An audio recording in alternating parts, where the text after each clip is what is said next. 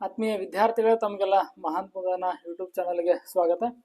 ಇವತ್ತಿನ ವಿಡಿಯೋದೊಳಗಡೆ ಸ್ಪರ್ಧಾತ್ಮಕ ಕನ್ನಡ ವ್ಯಾಕರಣದ ಎರಡನೇ ವಿಡಿಯೋವನ್ನು ನೋಡೋಣ ಅಂತ ನಾನು ಮೊದಲನೇ ವಿಡಿಯೋವನ್ನು ಈಗಾಗಲೇ ಪ್ರಾರಂಭ ಮಾಡಿದ್ದೀನಿ. ಆ ವಿಡಿಯೋದಲ್ಲಿ ಕನ್ನಡ ವ್ಯಾಕರಣದ ವರ್ಣಮಾಲೆಯ ಅಕ್ಷರಗಳು ಯಾವ ರೀತಿಯಾಗಿ ಬದಲಾಗ್ತಾ ಬಂದ್ವು ಅನ್ನುವಂಥದ್ದನ್ನ ನಾವು ನೋಡಿದ್ವಿ.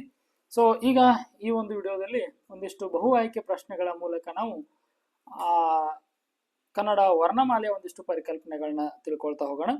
ಹಿಂದಿನ ವಿಡಿಯೋದಲ್ಲಿ ನಾನೊಂದಿಷ್ಟು ಪ್ರಶ್ನೆಗಳನ್ನ ಕೊಟ್ಟಿದ್ದೆ, ಕೊನೆಗೆ ಕಮೆಂಟ್ ಮಾಡ್ರಿ ಅಂತ. ಸರಿ ನೋಡ್ರಿ, ಕೇಶಿರಾಜನ ಪ್ರಕಾರ ಕನ್ನಡದ ಶುದ್ಧಾಕ್ಷರಗಳು ಎಷ್ಟು? ಸೊ ಉತ್ತರ ಗೊತ್ತಿದ್ರೆ ಕಮೆಂಟ್ ಅನ್ನ ಮಾಡ್ರಿ. ಕೇಶಿರಾಜನ ಪ್ರಕಾರ ಕನ್ನಡದ ಶುದ್ಧಾಕ್ಷರಗಳು ಅಂತಂದ್ರೆ ಅಥವಾ ಕನ್ನಡದ ಶುದ್ಧಗಿಗಳು ಅಂತಂದ್ರೆ ಅದು 47 ಅಕ್ಷರಗಳು. ಸರಿನಾ? ಓಕೆ. ಇನ್ನು ಕೇಶಿರಾಜನ ಶಬ್ದಮಣಿ ದರ್ಪಣದಲ್ಲಿ ಹೇಳಿರುವಂತ ದೇಶೀಯ ಅಕ್ಷರಗಳು 5 ಅಂತ ಹೇಳಿದ್ದಾರೆ. ಹಾಗಾದ್ರೆ ಆ 5 ದೇಶೀಯ ಅಕ್ಷರಗಳು ಯಾವುವು ಅಂತಂದ್ರೆ ಶಕಟರೇಫ, ರಳ, ಕುಳ, ಎ, ಓ ಇವು 5 ಸಹಿತ ಇವು ದೇಶೀಯ ಅಕ್ಷರಗಳು. ವಿದ್ಯಾರ್ಥಿಗಳು, ನಾನು ಈಗಾಗಲೇ ಹಿಂದಿನ ವಿಡಿಯೋದಲ್ಲಿ ಇವುಗಳ ಬಗ್ಗೆ ಚರ್ಚೆಯನ್ನ ಮಾಡಿದ್ದೇನೆ. ಸಂಧ್ಯಾಕ್ಷರಗಳು ಯಾವುವು ಅಂತಂದ್ರೆ ಐ ಮತ್ತು ಅವುಗಳಿಗೆ ಸಂಧ್ಯಾಕ್ಷರಗಳು ಅಂತ ಕರೀತಾರೆ. ಸರಿ ವಿದ್ಯಾರ್ಥಿಗಳು, ತಮಗೆಲ್ಲ ಮತ್ತೊಮ್ಮೆ ಮಹಾತ್ಮುದಾನ ಯೂಟ್ಯೂಬ್ ಚಾನಲ್ಗೆ ಸ್ವಾಗತ. ಸ್ಪರ್ಧಾತ್ಮಕ ಕನ್ನಡ ವ್ಯಾಕರಣ ಪರೀಕ್ಷೆಗಾಗಿ ನಾನು ಕನ್ನಡ ವ್ಯಾಕರಣದ ತರಗತಿಗಳನ್ನ ಪ್ರಾರಂಭ ಮಾಡಿದ್ದೇನೆ. ಸೊ ನೀವು ಸ್ಪರ್ಧಾತ್ಮಕ ಪರೀಕ್ಷೆಗೆ ತಯಾರಿ ಮಾಡ್ತಾ ಇದ್ರಿ ಅಂತಂದ್ರೆ ಕನ್ನಡ ವ್ಯಾಕರಣ ತರಗತಿಗೆ ಜಾಯಿನ್ ಆಗ್ರಿ. ಸೊ ಅದೇ ರೀತಿ SSLC PUC ಓದ್ತಾ ಇರುವಂತಹ ವಿದ್ಯಾರ್ಥಿಗಳಿಗೂ ಕೂಡ ಈ ವಿಡಿಯೋ ಹೆಲ್ಪ್ ಆಗ್ತದೆ. ಸೊ ಅವರು ಕೂಡ ಕ್ಲಾಸಿಗೆ ಜಾಯಿನ್ ಆಗ್ರಿ ಅಂತ ಹೇಳ್ತಾ, ಮೊದಲನೆಯ ಪ್ರಶ್ನೆ ನೋಡ್ರಿ. ಉತ್ತರ ಗೊತ್ತಿದ್ರೆ ನೀವು ಉತ್ತರಗಳನ್ನ ಕಮೆಂಟ್ ಮಾಡ್ತಾ ಹೋಗ್ರಿ. ಕನ್ನಡ ವರ್ಣಮಾಲೆಯಲ್ಲಿರುವ ಒಟ್ಟು ಅಕ್ಷರಗಳ ಸಂಖ್ಯೆ ಎಷ್ಟು ಅಂತಂದ್ರೆ ಕನ್ನಡ ವರ್ಣಮಾಲೆಯಲ್ಲಿರುವಂತಹ ಒಟ್ಟು ಅಕ್ಷರಗಳ ಸಂಖ್ಯೆ 49. ಸರಿನಾ? ಕನ್ನಡ ಭಾಷೆಯಲ್ಲಿ ಸ್ವರ, ವ್ಯಂಜನ, ಯೋಗವಾಹಗಳು ಇವೆಲ್ಲವೂ ಸೇರಿ 49 ಅಕ್ಷರಗಳಿದಾವೆ. ಇನ್ನ ಸ್ವತಂತ್ರವಾಗಿ ಉಚ್ಚಾರ ಮಾಡಲು ಬರುವ ಅಕ್ಷರಗಳಿಗೆ ಏನೆಂದು ಕರೆಯುತ್ತಾರೆ? ಸ್ವತಂತ್ರವಾಗಿ ಉಚ್ಚಾರ ಮಾಡಲು ಬರುವಂತಹ ಅಕ್ಷರಗಳಿಗೆ ಸ್ವರಗಳು ಅಂತ ಕರೀತಾರೆ. ಹೌದಾ? ಯಾವ ಅಕ್ಷರಗಳ ಸಹಾಯವಿಲ್ಲದೆ ಸ್ವತಂತ್ರವಾಗಿ ಉಚ್ಚರಿಸುವಂತವುಗಳಿಗೆ ಸ್ವರಗಳು ಅಂತ ಕರೀತಾರೆ. ಸ್ವರಗಳ ಸಹಾಯದಿಂದ ಮಾತ್ರ ಉಚ್ಚಾರ ಮಾಡಲು ಬರುವ ಅಕ್ಷರಗಳಿಗೆ ಏನೆಂದು ಕರೆಯುತ್ತಾರೆ? ನೋಡ್ರಿ, ಸ್ವರಗಳು, ವ್ಯಂಜನಗಳು, ಯೋಗವಾಹಗಳು ಸಂಯುಕ್ತಾಕ್ಷರಗಳು. ಸಂಯುಕ್ತಾಕ್ಷರಗಳಂತೂ ಅಲ್ವೇ ಅಲ್ಲ. ಯೋಗವಾಹಗಳು ಮತ್ತೆ ವ್ಯಂಜನಗಳು ಅನ್ನುವಂತ ಆಪ್ಷನ್ ಅನ್ನು ನೋಡಿದಾಗ ಸರಿಯಾದ ಉತ್ತರ ವ್ಯಂಜನಗಳು. ಯಾಕಂದ್ರ ವ್ಯಂಜನಗಳು ಸ್ವರಗಳ ಸಹಾಯದಿಂದ ಮಾತ್ರ ಉಚ್ಚಾರ ಮಾಡುವಂತವು. ವ್ಯಂಜನ ಉದಾಹರಣೆ ನೋಡ್ರಿ, ಕ ಅ ಸೇರಿದ್ರೆ ಕ ಆಗ್ತದ, ಅದೇ ಕ ಆ ಸೇರಿದಾಗ ಮಾತ್ರ ಕ ಆಗ್ತದ, ಅದೇ ಕ ಈ ಸೇರಿದಾಗ ಮಾತ್ರ ಕಿ ಆಗ್ತದ ವಿದ್ಯಾರ್ಥಿಗಳು. ಹೀಗಾಗಿ ವ್ಯಂಜನಗಳು ಏನಪ್ಪಾ ಅಂದ್ರೆ ವ್ಯಂಜನಗಳಿಗೆ ಸ್ವರಗಳು ಸೇರಿದಾಗ ಅವುಗಳನ್ನ ಉಚ್ಚಾರ ಮಾಡ್ಲಿಕ್ಕೆ ಬರ್ತದ. ಓಕೆ, ಮುಂದಿನ ಪ್ರಶ್ನೆಯನ್ನು ನೋಡೋಣ. 4ನೇ ಪ್ರಶ್ನೆ. ಕನ್ನಡ ವರ್ಣಮಾಲೆಯಲ್ಲಿರುವ ಸ್ವರಗಳ ಸಂಖ್ಯೆ ಎಷ್ಟು? ಎಷ್ಟು ಸ್ವರಗಳು ವರ್ಣಮಾಲೆಯಲ್ಲಿ? 13 ಸ್ವರಗಳಿದಾವೆ. ಹೌದಾ? ಹ್ರಸ್ವ ಮತ್ತು ದೀರ್ಘ ಸ್ವರಗಳು, ಹ್ರಸ್ವ ದೀರ್ಘ ಸ್ವರಗಳು ಅಂತ ಬರ್ತಾವ. ಸರಿ ನೋಡ್ರಿ, ಯಾವ ಹಾಗಾದ್ರೆ ಹ್ರಸ್ವ ಎಷ್ಟು? ಹ್ರಸ್ವ 6 ಸ್ವರಗಳು ಬರ್ತಾವ, ದೀರ್ಘ 7 ಸ್ವರಗಳು ಬರ್ತಾವ. ಒಟ್ಟಾರೆಯಾಗಿ 13 ಸ್ವರಗಳು ಬರ್ತವೆ ವಿದ್ಯಾರ್ಥಿಗಳೇ. ಕನ್ನಡ ವರ್ಣಮಾಲೆಯಲ್ಲಿರುವಂತಹ ಒಟ್ಟು ವ್ಯಂಜನಗಳ ಸಂಖ್ಯೆ ಎಷ್ಟು? ಒಟ್ಟು ವ್ಯಂಜನಗಳು 34 ಅನ್ನುವಂಥದ್ದು ಸರಿಯಾದ ಉತ್ತರ. ವರ್ಗೀಯ ವ್ಯಂಜನಗಳು ಅಂತ ಬರ್ತವೆ ನೋಡ್ರಿ. ವರ್ಗೀಯ ವ್ಯಂಜನಗಳು 25. ನಾವು ಹಿಂದಿನ ವಿಡಿಯೋದಲ್ಲಿ ಕ್ಲಾಸಲ್ಲಿ ಕೂಡ ಡಿಸ್ಕಷನ್ ಮಾಡಿದೀವಿ. ಅವರ್ಗೀಯ ವ್ಯಂಜನಗಳು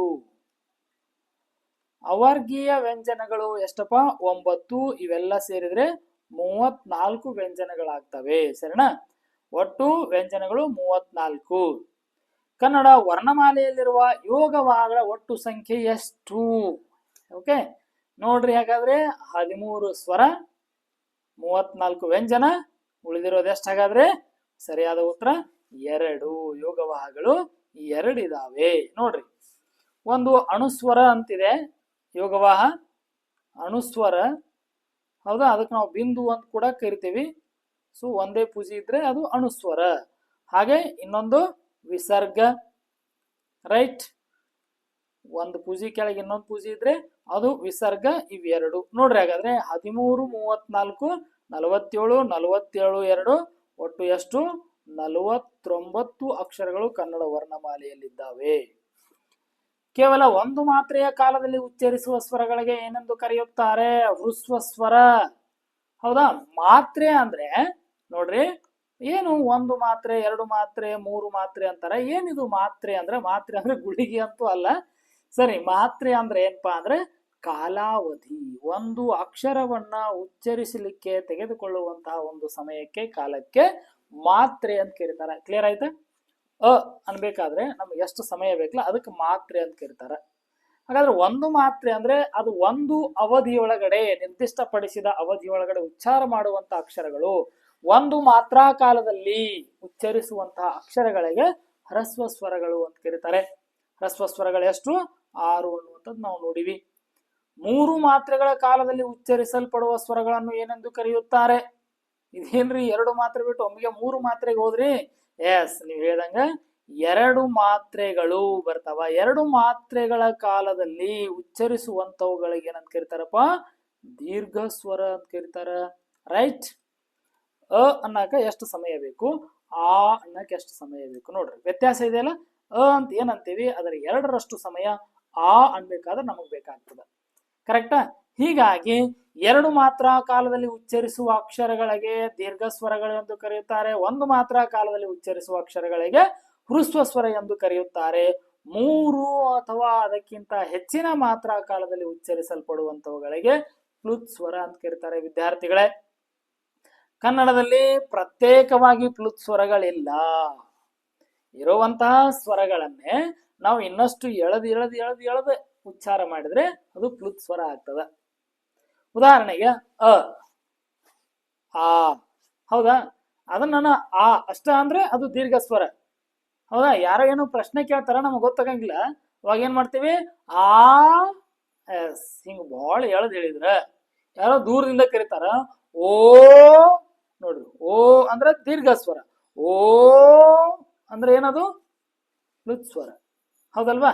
ಸೊ ಹಾಗೆ ಅಂತೀವಪ್ಪ. ಅಷ್ಟ ಅಂದ್ರೆ ಸರಿ. ಅದೇನದು? ಪ್ಲುತ್ ಸ್ವರ ಅಂತ. ನೀವು 1 ಮಾತ್ರಾ ಕಾಲದಲ್ಲಿ ಉಚ್ಚಾರ ಮಾಡಿದ್ರೆ ಅದು ಸ್ವಸ್ವರ. 2 ಮಾತ್ರಾ ಕಾಲದಲ್ಲಿ ಉಚ್ಚರಿಸುವಂತವುಗಳು ದೀರ್ಘ ಸ್ವರ. 3 ಅಥವಾ ಅದಕ್ಕಿಂತ ಹೆಚ್ಚಿನ ಮಾತ್ರಾ ಕಾಲದಲ್ಲಿ ಉಚ್ಚರಿಸುವಂತವುಗಳಿಗೆ ಪ್ಲುತ್ ಸ್ವರ ಅಂತ ಕರೀತಾರ. ತಮಗೆ ಗೊತ್ತಿರಲಿ, ಸರಿನಾ? ಆದ್ರೆ ಪ್ರತ್ಯೇಕವಾಗಿ ಪ್ಲುತ್ ಸ್ವರಗಳಿಲ್ಲ. ಪ್ಲುತ್ ಸ್ವರವನ್ನ ಗುರುತಿಸುವ ಚಿಹ್ನೆ ಇದೆ. ಅದು ಮುಂದಿನ ಒಂದು ಪ್ರಶ್ನೆ ಒಳಗೆ ಬರ್ತದೆ, ಅಲ್ಲಿ ನೋಡೋಣ. 9ನೇ ಪ್ರಶ್ನೆ, ಕ ದಿಂದ ಮ ವರೆಗಿನ 25 ವ್ಯಂಜನಗಳಿಗೆ ವ್ಯಾಕರಣದಲ್ಲಿ ಏನು ಹೆಸರು? ಎಷ್ಟು ಸರಳದ ನೋಡ್ರಿ. ವರ್ಗೀಯ ವ್ಯಂಜನಗಳು. ಕ ದಿಂದ ಮ ವರೆಗೆ ಇರುವಂತ 25 ಅಕ್ಷರಗಳಿಗೆ ವರ್ಗೀಯ ವ್ಯಂಜನಗಳು ಅಂತ ಕರೀತಾರೆ. ಯ ದಿಂದ ಳ ವರೆಗಿನ 9 ವ್ಯಂಜನಗಳಿಗೆ ಏನಂತ ಕರೀತಾರ?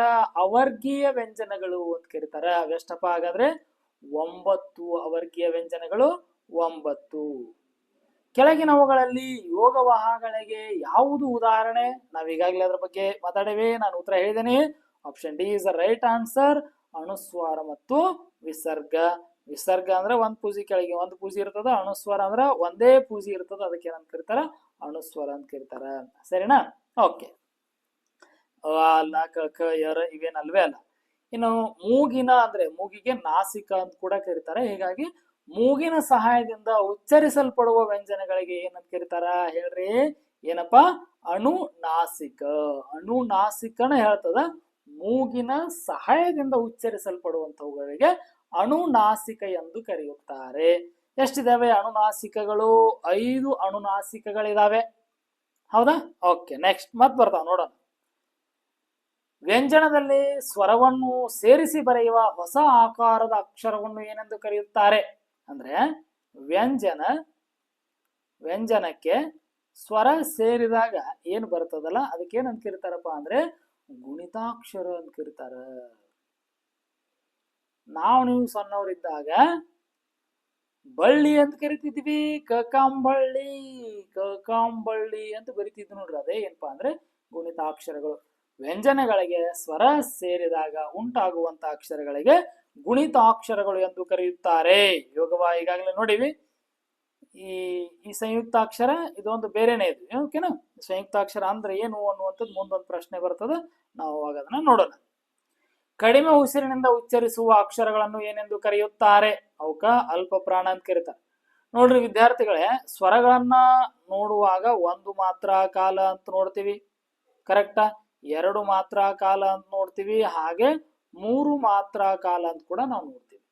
ಆದ್ರೆ ವ್ಯಂಜನಗಳನ್ನ ನೋಡುವಾಗ ಇಲ್ಲಿ ಕಡಿಮೆ ಉಸಿರು ಮತ್ತು ಹೆಚ್ಚು ಉಸಿರು ಅಂತ ನಾವು ನೋಡ್ತೀವಿ. ಓಕೆನಾ, ಗೊಂದಲ ಮಾಡ್ಕೋಬಾರ್ದು ಇಲ್ಲಿ, ಸರಿನಾ.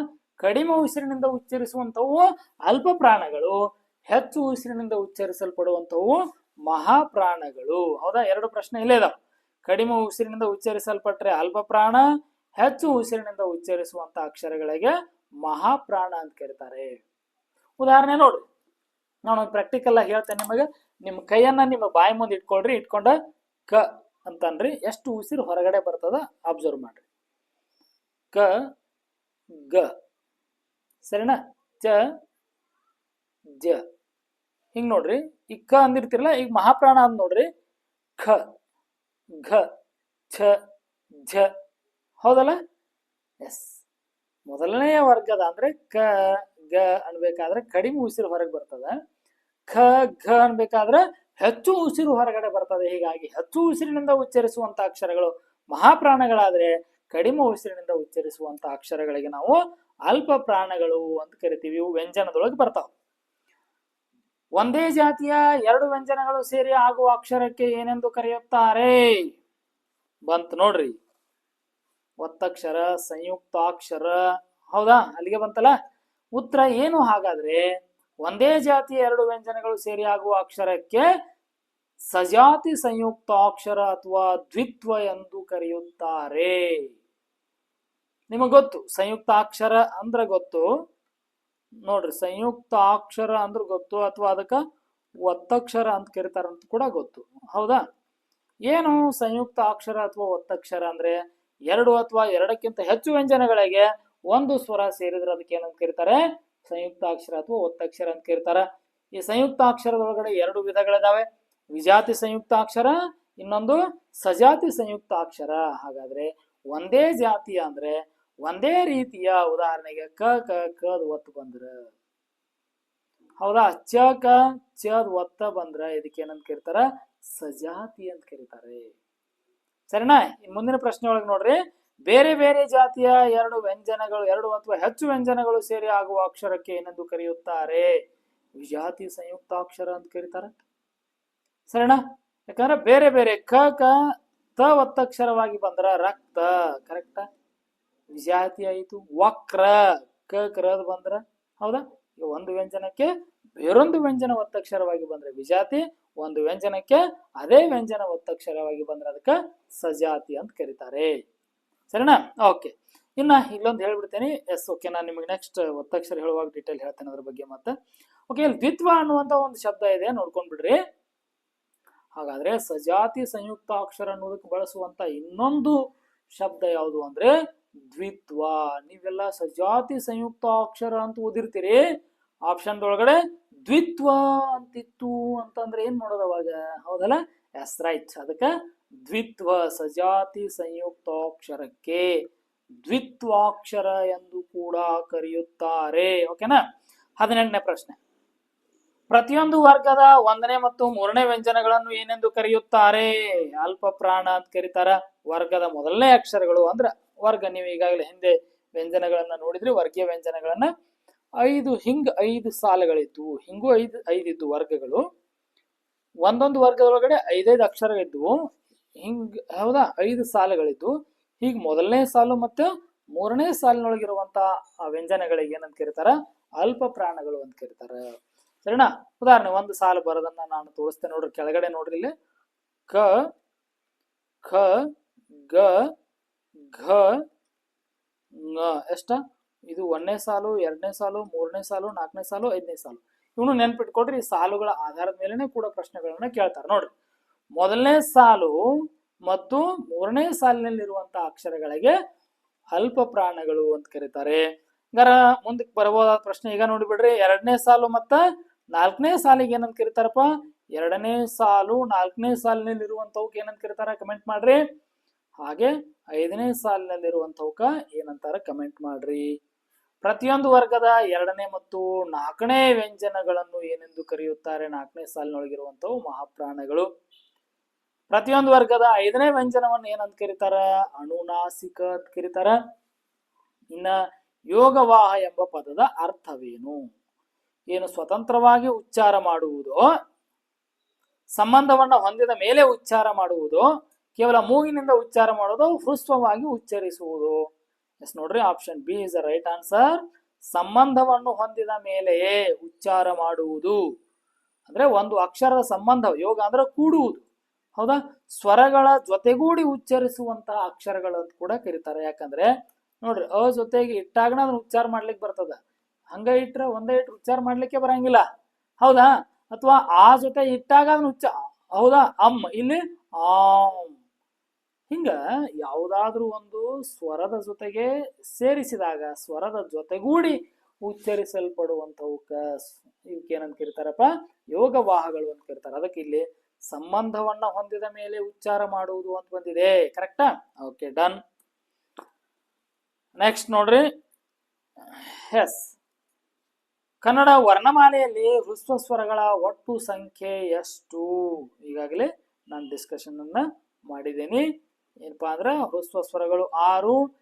ಅಂದ್ರೆ ಅ, ಇ, ಉ, ರು, ಎ, ಓ, ಇವು 6 ಹ್ರಸ್ವ ಸ್ವರಗಳು. ಕನ್ನಡ ವರ್ಣಮಾಲೆಯಲ್ಲಿ ವರ್ಗೀಯ ವ್ಯಂಜನಗಳ ವರ್ಗಗಳ ಸಂಖ್ಯೆ ಎಷ್ಟು? ಎಷ್ಟಪ್ಪ? ವರ್ಗೀಯ ವ್ಯಂಜನಗಳ ವರ್ಗಗಳ ಸಂಖ್ಯೆ ಕ, ಚ, ಟ, ತ, ಪ. ಎಷ್ಟು ವರ್ಗ ಅದು? 5 ವರ್ಗಗಳು. ಕ ಕಾರದಿಂದ ಮ ಕಾರದವರೆಗಿನ ಒಟ್ಟು 25 ವ್ಯಂಜನಗಳನ್ನು 5ರಂತೆ ವರ್ಗಗಳನ್ನಾಗಿ ಮಾಡಲಾಗಿದೆ. ಕ ವರ್ಗ, ಚ ವರ್ಗ, ಟ ವರ್ಗ, ತ ವರ್ಗ, ಪ ವರ್ಗ. 25ನೇ ಪ್ರಶ್ನೆ ನೋಡ್ರಿ, ಅಕ್ಕ ಅಂತ ಇಲ್ಲಿ 3 ಕೊಟ್ಟಿದ್ದಾರೆ. ಇಲ್ಲಿ ನೋಡಿ ಎಂಬ ವಾಕ್ಯದಲ್ಲಿರುವ 3 ಎಂಬ ಸಂಕೇತವು ಯಾವುದನ್ನು ಸೂಚಿಸುತ್ತದೆ? ಹ್ರಸ್ವಸ್ವರ, ದೀರ್ಘಸ್ವರ, ಪ್ಲುತ್ಸ್ವರ, ಯೋಗವಾಹ. ಸರಿಯಾದ ಉತ್ತರ ಪ್ಲುತ್ಸ್ವರ. ಪ್ಲುತ್ಸ್ವರ ಕರೆಯುವಾಗ ಸಂಬೋಧನೆಯೊಳಗ ಸ್ವರವನ್ನು 3 ಮಾತ್ರೆಗಳ ಕಾಲ ತೆಗೆದುಕೊಂಡು ಉಚ್ಚರಿಸುವುದನ್ನು ಪ್ಲುತ್ಸ್ವರ ಅಂತ ಸೂಚಿಸಲಿಕ್ಕೆ ಈ ಸಂಕೇತವನ್ನ ಬಳಸ್ತಾರೆ. ಅದರ ಜೊತೆಗೆ ಇನ್ನೂ ಒಂದು ಗೊತ್ತಿರಲಿ, ಇಂಗ್ಲಿಷ್ನ ಸ್ಮಾಲ್ ಲೆಟರ್ನ ಎಸ್ ಅನ್ನ ಕೂಡ ಪ್ಲುತ್ಸ್ವರಗಳನ್ನ ಗುರುತಿಸುವುದಕ್ಕಾಗಿ ಬಳಸ್ತಾರೆ ವಿದ್ಯಾರ್ಥಿಗಳೇ. ಓಕೆ, ಸೊ ಇಲ್ಲಿವರೆಗೂ ಒಂದಿಷ್ಟು ಕನ್ನಡ ವ್ಯಾಕರಣದ ವರ್ಣಮಾಲೆಗೆ ಸಂಬಂಧಪಟ್ಟ ಹಾಗೆ ಬಹು ಆಯ್ಕೆ ಪ್ರಶ್ನೆಗಳಿಂದ ಆಧಾರಿತವಾಗಿ ಒಂದಿಷ್ಟನ್ನ ಚರ್ಚೆ ಮಾಡಿದೀವಿ. ವಿದ್ಯಾರ್ಥಿಗಳೇ, ಇದೇ ರೀತಿಯಾಗಿ ಕಂಟಿನ್ಯೂ ಆಗಿ ನಾನಂತೂ ಕನ್ನಡ ವ್ಯಾಕರಣ ಮುಗಿಯುವವರೆಗೂ ನಿಮಗೆ ಕ್ಲಾಸ್ ಮಾಡಿಕೊಡ್ತೇನೆ. ಅದು ಅಲ್ಲದೆ ನಿಮ್ಗೆ ಮತ್ತೆ ಇನ್ನೂ ಕ್ಲಾಸ್ ಬೇಕಂದ್ರೆ ನೀವು ಕಮೆಂಟ್ ಮಾಡಿದ್ರೆ ಅದನ್ನು ಮತ್ತೆ ನಿಮಗೆ ಬೇಕಾದಂತ ಕ್ಲಾಸ್ ಅನ್ನು ಕೂಡ ಮಾಡಿಕೊಡ್ತೇನೆ. ಸೊ ವಿದ್ಯಾರ್ಥಿಗಳೇ, ನಮ್ಮ ಚಾನಲ್ಗೆ ಸಬ್ಸ್ಕ್ರೈಬ್ ಆಗ್ರಿ, ವಿಡಿಯೋನ ಲೈಕ್ ಮಾಡ್ರಿ. ಇದಿಷ್ಟಕ್ಕೆ ಮುಗಿದಿಲ್ಲ ವರ್ಣಮಾಲೆ ಸರ್, ಇನ್ನೂ ಹೇಳೋದಿದೆ ಅಂತ ನೀವು ಅನ್ಕೊಳ್ಬಹುದು. ಎಸ್, ಇನ್ನೂ ಒಂದಿಷ್ಟು ವಿಚಾರಗಳು, ಇನ್ನೂ ಒಂದಿಷ್ಟು ಪ್ರಶ್ನೆಗಳು ವರ್ಣಮಾಲೆ ಮೇಲೆ ಬರ್ತಾವ. ಅದನ್ನ ನೆಕ್ಸ್ಟ್ ಕ್ಲಾಸ್ ಒಳಗಡೆ ನಾನು ನಿಮ್ಮ ಜೊತೆಗೆ ಡಿಸ್ಕಷನ್ ಅನ್ನ ಮಾಡ್ತೇನೆ ಅಂತ ಹೇಳ್ತಾ ತಮಗೆಲ್ರಿಗೂ ಧನ್ಯವಾದಗಳು.